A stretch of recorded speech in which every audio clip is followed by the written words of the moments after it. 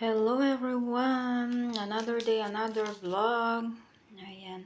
Here guys, we spent 21 and 48 euros. More or less 1,300 pesos na po to or 1,500 kasi mataas po ang exchange ng euro ngayon. Ayan. More or less lang po yung approximate lang po natin. So ayan, let's start guys. I know that this is not healthy, but you know guys, I am not eating this eyeball because sometimes my children are asking. These are potato chips, and then we have here pan de leche guys, is like milk cheese, something like that. Ayan. May gatas po ito. Ayan. I'm not going to say anymore the prices guys. I will just show it to you what I bought.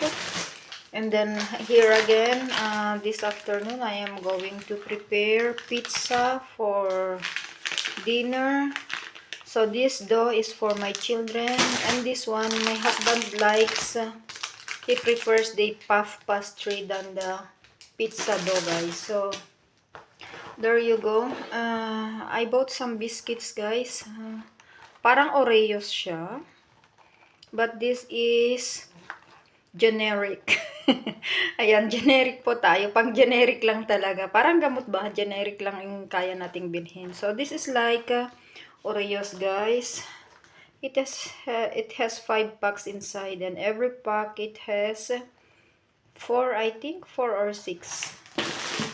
And then we have here yogurt natural. Ayan, natural po kasi tayo. I know, yogurt natural with sugar. Ay nako, sweet na nga tayo. Bakit pa tayo bumili ng sweet yogurt? Anyway guys, I am going to put some fruit in it. And then we have here again, Natia. You know guys, I can prepare this one. But you know guys, I don't have lots of time. Charot. And then we have here tortelloni with ricotta and spinach. Ayan. Ricotta po guys is a type of cheese. Ayan. I bought 2, I think. Yes, I bought 2 tortelloni. Ayan.